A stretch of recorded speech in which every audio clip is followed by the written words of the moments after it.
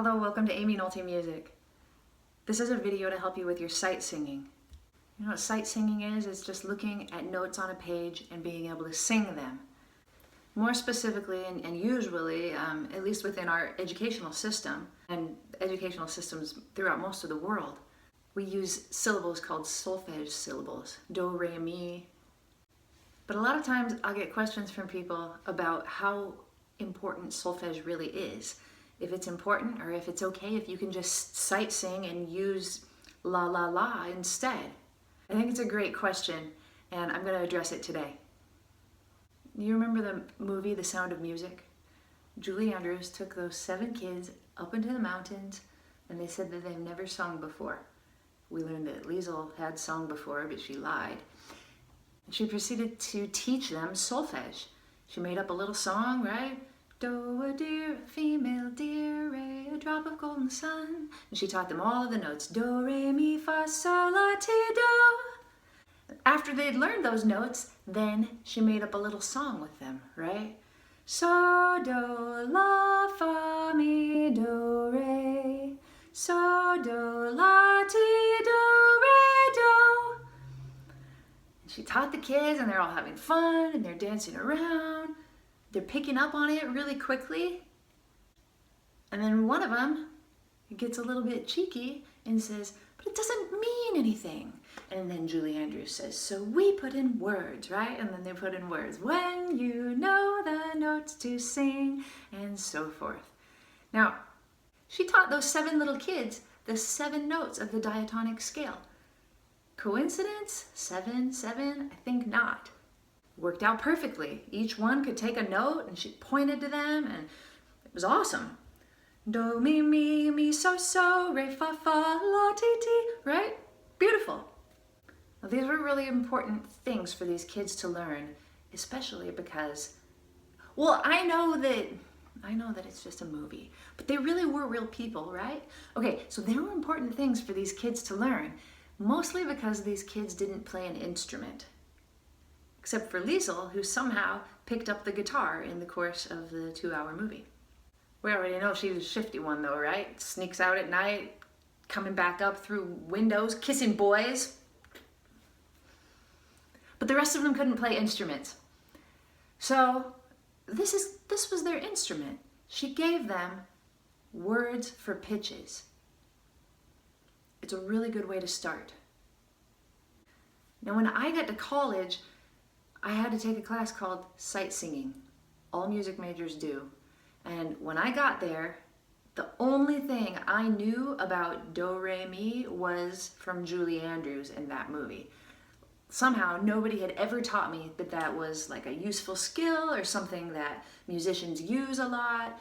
I just never knew it.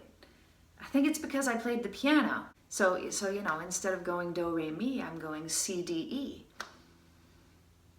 So they put some music in front of you in that sight singing class, and the teacher starts to talk about how hard it's going to be to sight sing it. Now for me, I looked at it and I was like, I could sight sing that right now, no problem. But then he started asking us to do it, and there were hand signals. All of us looked like dummies just in there with our hand signals, and they made us do them with both hands. So if you don't know what these hand signals are, there's hand signals for every single one of these degrees. Do, re, mi, fa, sol, la, ti, do. Like that. So not only do you have to be able to read the notes on the page, but you have to be able to say the right solfege syllables and do your hand motions. So now it's so, do, la, fa, mi, do, re. Yeah. At first I thought the class was going to be really, really easy, but it was like a new language that I had to learn. Not only did I have to learn it here, I had to learn it here. So that was tough. And I kind of hated it. I didn't get it. Because if I just turned to the very last page in that textbook and read the last exercise, I could have sung it for you like that. Whatever it was, even with chromatic notes or whatever, as long as I, you know, just said la la la, I could do it. I could even say the names of the notes if I wanted to, but I mean, who would ever want to do that? But that wasn't the point. They wanted to teach us they wanted to teach us the solfege. They wanted to teach us the hand signals. Now, after you got through that first semester, they'd let you do them with one hand. Woo! To me, it wasn't helpful. I didn't get it. I didn't understand how that was going to be helpful to me when I could already read the notes and sing them. Why do I need to add syllables and hand signals? But as I talked to my singer friends, it became apparent why. It's because the singers don't know an instrument and they don't have buttons to press. And if all their music career is going to be is their singing, these are their buttons. This is their reference. So that started to make sense to me, because in my mind, if I'm going to sing a whole line of notes, a lot of times I'll picture a piano keyboard in my head, and sometimes I even, play on my lap or something. And I think that trumpet players, do the same thing, saxophone players. So even if they're not doing this or this, they're sometimes imagining their instrument in their head, and a singer doesn't have that. So this becomes their instrument. It becomes their reference. And I think it's really important. So now I accompany several choirs, and sight singing is an integral part of their curriculum. And I watch these singers who didn't know how to do it before, and now they're able to read these lines of music and say the syllables and get them right. And it's kind of magical. So solfege is important if it helps you. That's what I'm going to say. It's also important if you need to pass a class, or if you want to be a teacher. If you need to do those things, like if you're a music major and you want to go into music education, you pretty much have to be a master of the solfege. So today what I've done is I've taken some lines and I've written them out. And if you want the worksheet, you can have it. You can email me at aimeenolte@yahoo.com, or you can just screenshot it. And we're going to go through them one by one, and we're going to sing them. We're going to figure out what the solfege is, and we'll sing the solfege, and then we'll just sing it on la or da. And we're going to kind of learn how good your sight singing is. You're going to get a chance to kind of gauge how you're doing at it and see where you need to up your game a little bit. Let's get over to the piano. It should be noted that there are two kinds of solfege. One is called fixed do, and the other is called movable do. I prefer to work with the movable do. That pretty much just means that your do is one in whatever key that you're in. So if you're in the key of C, such as this, your do is a C. But if you were in the key of B flat, do changes from C to B flat. A fixed do means that C will always be do. So even if you're in the key of G, you're still going to say sol for G and do for C, like that. It makes more sense to me to move the do, but I know that, just a whole bunch of people all over the world use fixed do, and it works nicely for them. So either way is okay. It just depends on what culture you're learning in, I think. So there's our first two pitches, key of C major. One thing to note is that we're in the meter of 3/4. That's our time signature. The first thing we'll do is to count, all right? So I'm gonna be a metronome. I'm just gonna give a little click. And all we're gonna do is say la for these notes, okay? Here we go.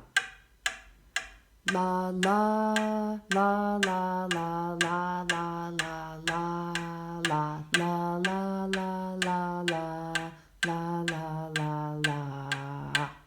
Okay. Rhythm is also a very important part of sight singing. I'm not going to delve into that today because there are all kinds of different ways to teach people to count.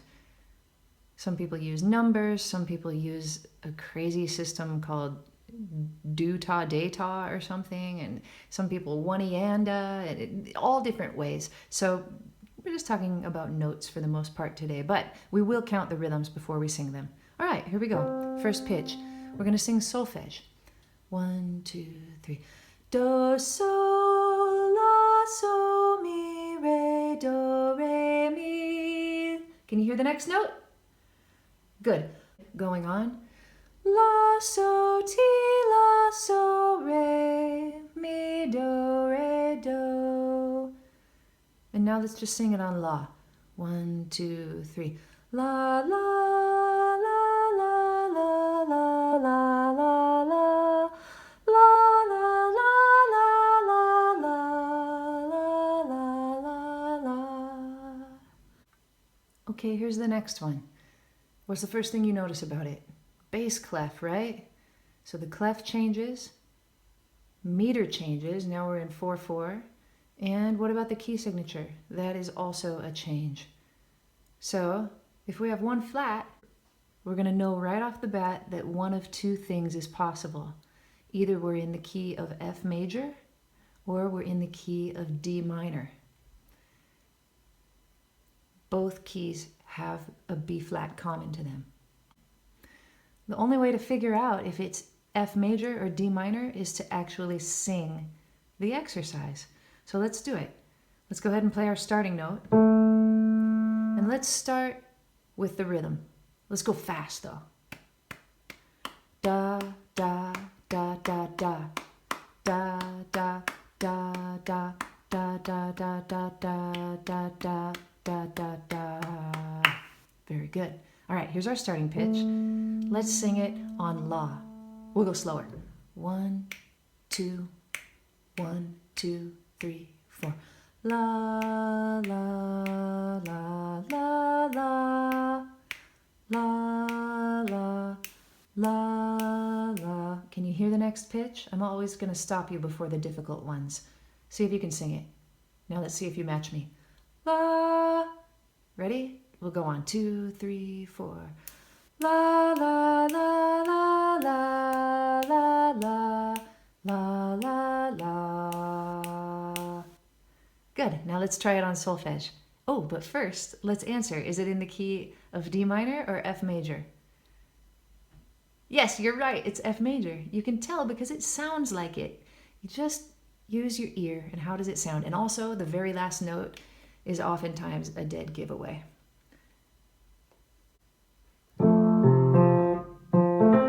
Okay, here we go on solfege. What is our first syllable going to be? We're in the key of F major. Our first note is an A.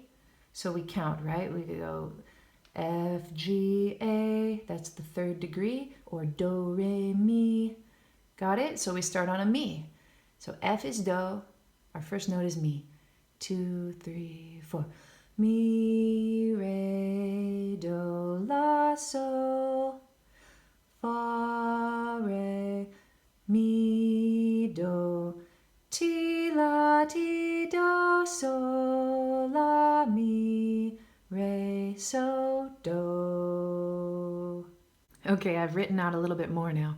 Now, another thing that I learned in college was about different clefs. The one I've chosen to include today, just one of them and just 4 bars of it, I don't want to drive you too crazy, is an alto clef. Now, with an alto and a tenor clef, you know which line is assigned to which note because of the arrow that points to it. So in an alto clef, this arrow here points to the middle line, and that means that this is a middle C. So this first note right here is actually a middle C. It's for instruments that are a little lower than a treble clef instrument and, you know, a little higher than a bass clef instrument. So it just puts more of the notes that they typically play in the staff. If you didn't have this, a lot of the notes would end up being down here with ledger lines. So here we go. We've got, it's in the key of C, and that's our first note. So all you have to do is just kind of go ahead and look ahead and tell yourself the names of the notes before you actually sing them. That's what I do. C, D, E, D, C, and then we just count right up. That's a G, F, D, C. Okay, so let's go ahead and sing it. 1, 2, 3, 4. Do, re, mi, re, do, so, fa, re, do. And we won't spend any more time on that one. Okay, let's look at this next one. I've put you back in treble clef. What's our time signature? 2, 4. You know what time signature means, right? I don't think I've ever actually gone over it in any of my videos, but it means that the top number means how many beats are there per bar. So that tells us that there's 2. And then the bottom note tells us what kind of note gets the beat. So if it says 4, that means that a quarter note gets the beat. So we can have 2 quarter notes per bar. So it means we can have 4 eighth notes per bar.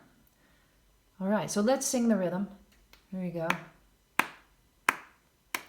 Da da da da da da da da da da da da da da da da da da da da. All right, now let's see about that key signature. There's 1 sharp. Which 2 keys could it be in? That's right, G major or E minor. If you're having trouble figuring out the minor key, all you do is most of you know the major key, I'm sure you do. 1 sharp means G major. All you have to do is go to the 6th degree. The 6th degree is where the relative minor is. So the 6th degree in the key of G is E. And there's your minor. So the same scale that works for G major also works for E minor. Now let's figure out, just by singing pitches, which key this is in. Now, a really good indicator, like I said, is the last note. It's an E. So we're thinking it's probably an E minor, but our do is G, our first note is E, so there's a la. Ready? Here we go. La, ti, do, re, mi, do, ti, do, re, ti. Uh-oh, what do we have right there? This is something we haven't seen yet. Julie Andrews did not teach us about this. This F sharp is a flatted 7th degree, isn't it, in the key of G major. So we have to look at it like that. This is T, this is going to be te.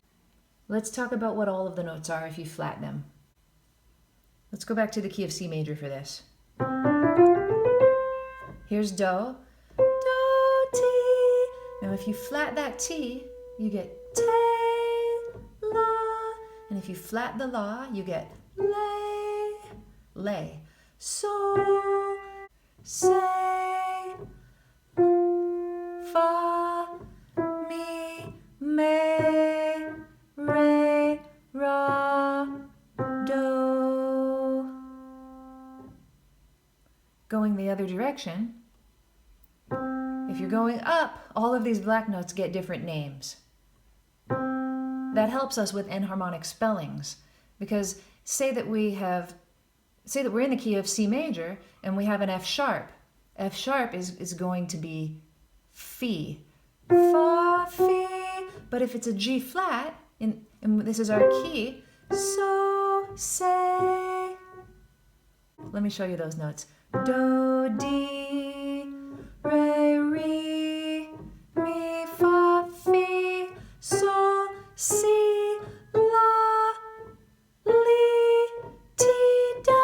So on the way on do, you're gonna be saying E, the E sound for all of these. And when you're coming down, it's either the ah or the a sound. Okay, anyway, let's get back to this. So in F natural, have we determined what key we're in?